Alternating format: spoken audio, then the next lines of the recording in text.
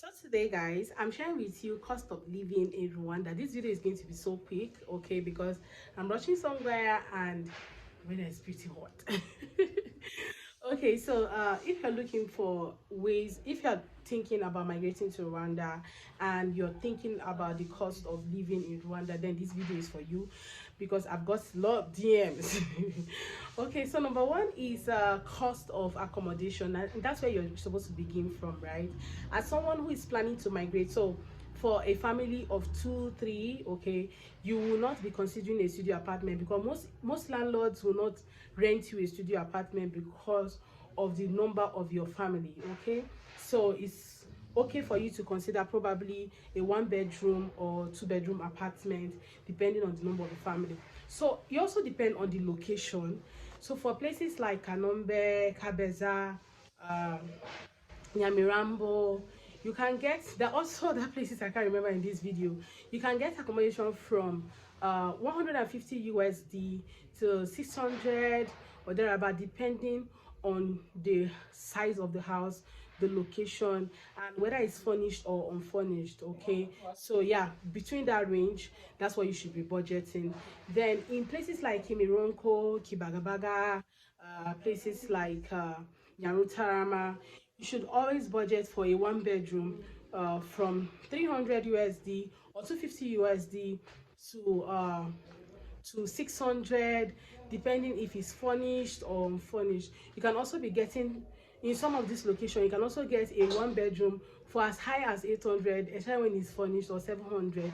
You can also get two bedroom for this same range. Now what you need to consider is the house itself, the if the house is old or a new house. If it's a new building, trust it to be more expensive. Then secondly is the location of the house. Where is this house situated? Okay, in this particular location. So even if it's in Nyarutarama, okay, where exactly in Nyarutarama is it? If it's in Kibagabaga, where exactly in Kibagabaga is the house located? Even in Kimironko, where exactly?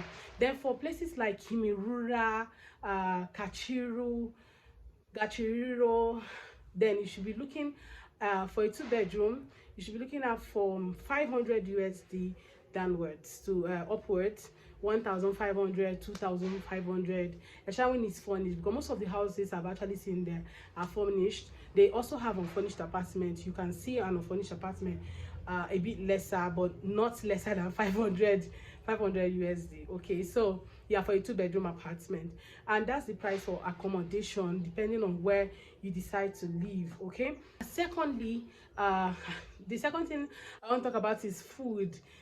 For a family of three, so we're a family of three, in a month we spend about 500 USD for feeding. Okay, and this also covers, sometimes it covers for maybe outing once in a while. Okay, and that's because we work and my daughter also goes to school, so we end up eating like maybe once or twice at home. So we don't eat like morning, afternoon, night most days because everybody is working. My daughter goes to school and she eats at school. So yeah, depending on how you feel for that month. And sometimes maybe you have visitors, you know. Yeah, just depending on how you feel and the kind of how much you also want to spend. For some people who love to eat junks or eat out, you're going to spending more. But for people like me who love to cook in my house, I don't spend so much. Okay, some days I even spend lesser for a whole month, so it just depends on you. Okay, for another thing people talked about was transportation. Now it also depends how many times you go out in a week, in a month. Okay, that's the only way you can consider accommodation. Transportation, I think I've said that here. There are different means of transportation. You can use the motorbikes. They are way cheaper and they commit you to your destination easily and on time. And another thing, you can use like the taxi. We have like, yeah, taxis you can use.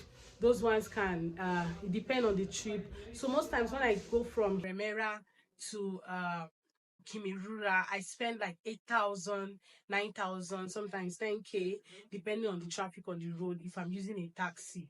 Okay. Then when you're going to maybe downtown, or yeah, you can be spending like 10,000 and above, depending on the traffic as well. So that's just for going. Now you can calculate that for coming back as well. Coming back might be cheaper if the road is so clear and there is no traffic. It might be cheaper for you. So calculate that for the number of days you will be going out.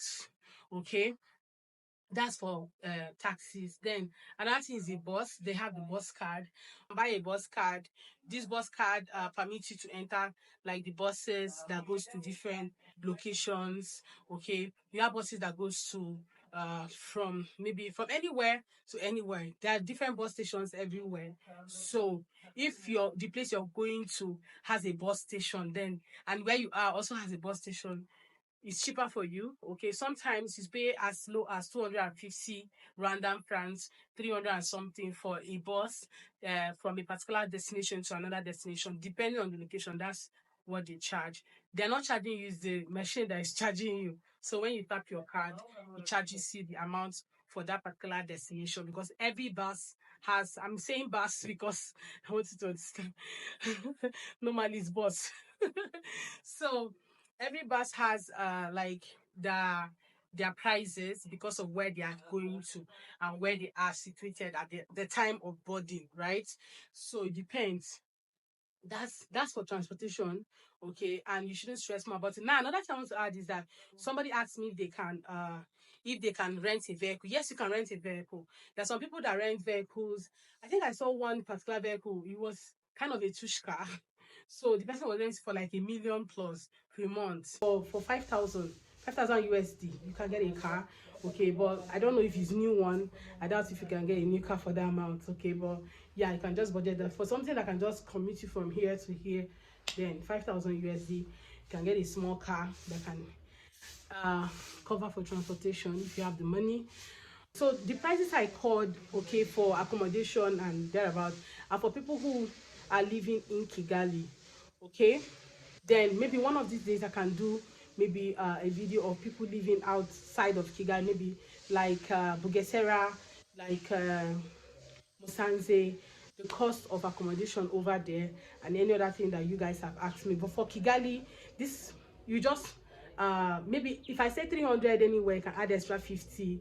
Okay, depending, because accommodations are very expensive right now, and you might want to add a little extra in case of anything. Now remember that you have to pay like a month deposit and of course the rent. So sometimes some landlords ask you for 1 month rent and 1 month deposit, while some of them will say you pay 2 months rent and 1 month deposit. That means in total you're paying like 3 months, sorry.